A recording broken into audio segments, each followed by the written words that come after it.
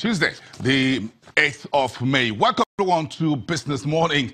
I am Bosin Mafa. It's good to be back with everyone here on the program. We've got a 1 hour of definitive business, market, finance and investment show for you live from Nigeria's news leader, Channels Television. We're live to you from Lagos, Nigeria's financial epicenter. Let's start with the one big story around the Codeine cough syrup epidemic in Nigeria. This morning, hundreds of workers of Emzor Pharmaceuticals based here in Lagos and others in Ilorin, Kwara State are out of work or out of jobs as the agency responsible for drug administration control by the acronym NAFDAC shut down 3 pharmaceutical companies after a revealing BBC Codeine addiction documentary. The addiction documentary has now gained global attention as to what's happening across Nigeria, but mainly in some parts of the country's north. NAFDAC says Emzor and 2 other firms were shut, quote, due to insufficient evidence gathered and apparent resistance to provide needed documents during their inspection on May the 2nd this year. What the NAFDAC just said by that was that these Emzor and 2 other pharmaceuticals failed to cooperate fully with the agency during their initial investigation and inspection on May the 2nd. Now, the agency says the closure of these drug makers based in Lagos and Ilorin, Kwara State will allow full and comprehensive investigation. NAFDAC, however, left one door open. And one window open says reopening of the manufacturing companies will depend on the level of cooperation that is shown during the comprehensive investigation. Meantime, the unlisted drug maker Emzor has replied and put out a full-page statement in one of today's national dailies. Emzor Pharmaceuticals says the company is treating the codeine addiction documentary by the BBC, treating it with utmost seriousness, and has launched its own full and thorough investigation. Emzor says the company is a responsible and ethical company with over 120 product lines, all under license from NAFDAC. Emzor went on to say in a very lengthy statement that the production and distribution of Emzoline with codeine has been stopped by the company pending a thorough review of its processes.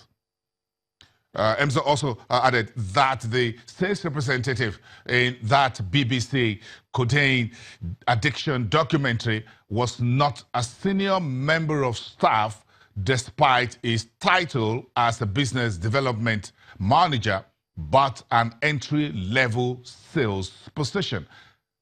The pharmaceutical company says the sales representative in that BBC documentary was in no way a representative of the hard-working and law-abiding members of staff of Emzor, as reported, and the illegal sale that was shown in that documentary, not, quote, not on behalf of Emzor, nor within the company's premises, and was also done in full breach of Emzor's policy and ethics. Emzor Pharmaceutical added that the company's average daily production is below 0.5% of the estimated daily amount of codeine reportedly consumed in the 2 northern states mentioned in the BBC report.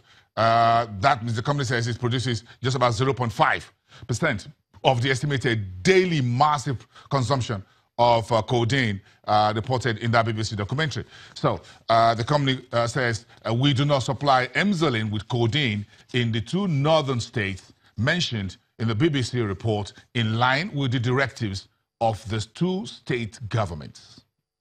And that's what Emzor has put out this morning. Of course, the NAFDAC there is continuing its investigation, a thorough investigation, shut down to those 3 pharmaceuticals, 2 in the Ilorin, Kwara State, and Emzor Pharmaceuticals, one of Nigeria's very famous unlisted private liability pharmaceutical company.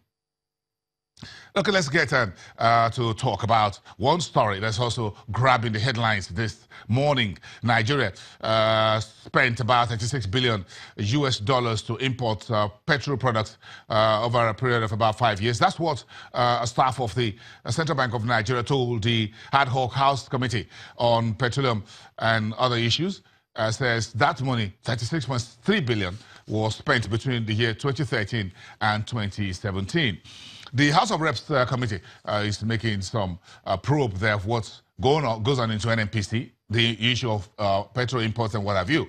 So the committee also demanded the NNPC to provide detailed information on requests by the State Oil Corporation to spend $1.8 billion on refineries turnaround maintenance and $20 billion allegedly spent on TAM, what you call TAM is turnaround maintenance by the NNPC over the last few years. So the House of Reps committee wants an explanation for $20 billion and why the NNPC wants another $1.8 billion to turn around the 4 refineries. But the NNPC officials says it is not true that the figure says the figure that the House committee has is not true. It is says it is strange how the committee arrived at the $20 billion figure. The NNPC says what it wants to do is not a turnaround maintenance of the refineries, but a comprehensive rehabilitation of those 4 refineries. Is it a matter of semantics or what? That's what we are trying to find out. What's the difference between a comprehensive rehabilitation and a turnaround maintenance? Sounds like both technical phraseology. Now that is what the House of Reps is want to find out from the NNPC, why 1.8 billion US dollars and perhaps $20 billion has been spent since those refineries were built.